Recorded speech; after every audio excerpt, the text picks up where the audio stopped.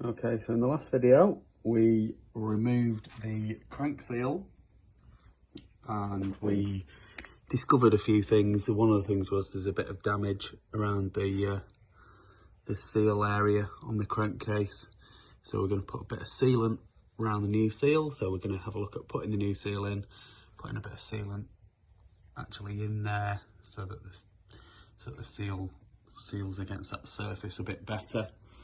And then we also messed up doing the squish clearance test, so we're gonna redo that and do it properly this time. So what we're gonna do is we're gonna look at actually how to get the seal in here correctly and straight. New seals here, the old seals here. I took that out with 2 screws that I screwed into the seal, which pushed the seal out.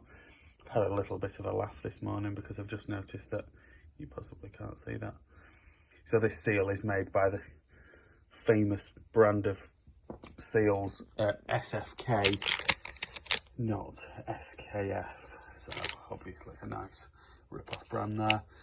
So I've got a nice SKF dual lip seal, so that should help with the sealing of the crank seal. So there we go, that's what we're going to do.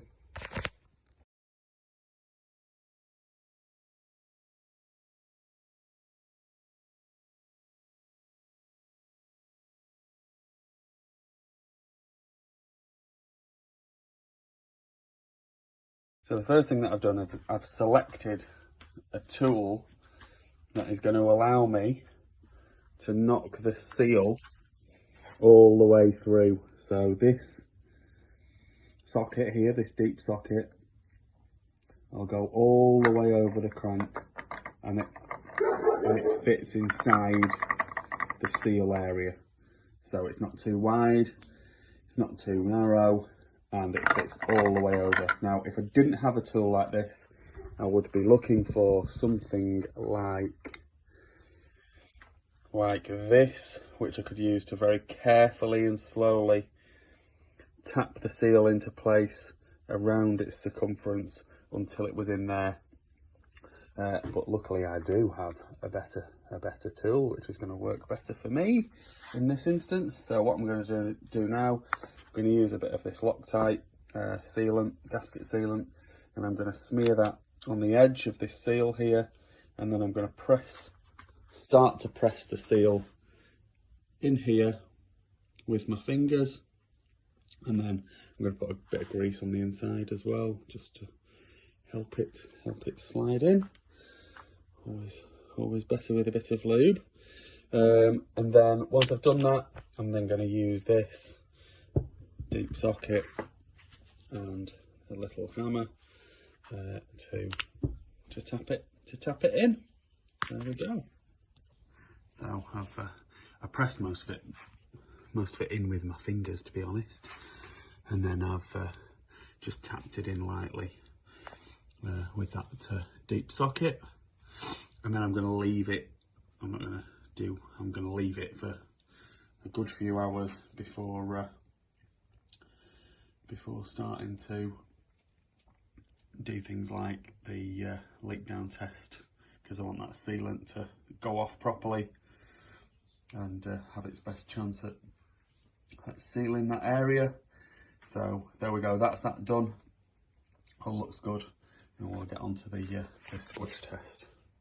So for the benefit of those of you that didn't see the previous video, so the squish test basically is a test which looks at when the piston's at top dead centre, what is the distance between this area here, this squish band, and the top of the piston.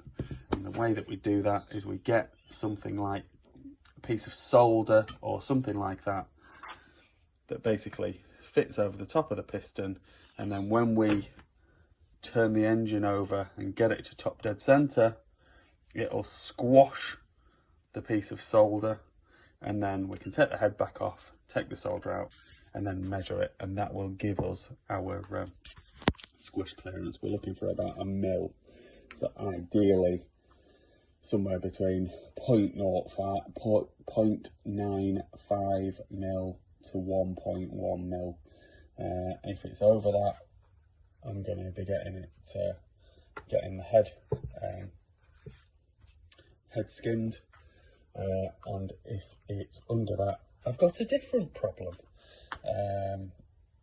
We'll be looking at a thicker base gasket to move everything up. But we'll see what the number is. So the reason why I'm doing this is, one, it makes a big difference, but two, we've got a different bottom end with a different barrel and a different head, and the barrel that's in it is an 8 to 9, and the stroke changed in 1990. It was a longer stroke, so I'm not sure exactly how that's going to play out and work. So that's why I want to do this test, just to make sure, A, that the piston's not going to hit the head as everything heats up, and B, that the squish clearance is not too great, because we had a problem starting this engine, so we want to just make sure that everything is right. So there we go. So what I'm going to do is I'm going to get this piece of solder and I'm going to bend it so it's like, so it's going to cover across the piston effectively, and then we're going to put that into the barrel.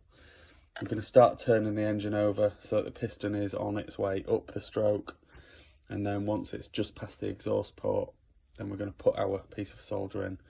We're going to bolt the head down and torque it down properly, so that it's in its correct position, and then we're going to finish turning off the engine over and squash that piece of solder, and then take it out and then use our micrometer to measure the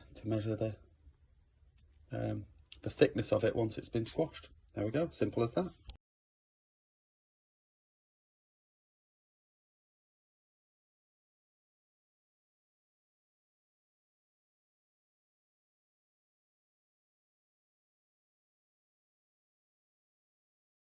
Okay, so we've done the squish test, and I've just measured this with a micrometer.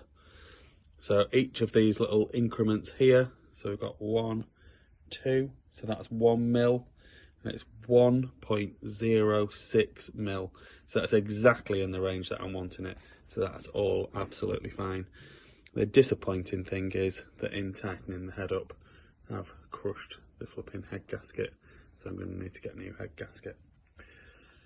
Hey ho, just means it won't go back together and work today, but there we go. That's what we'll do. We'll get a new head gasket, put it all back together again, and then we're a step closer to getting it running.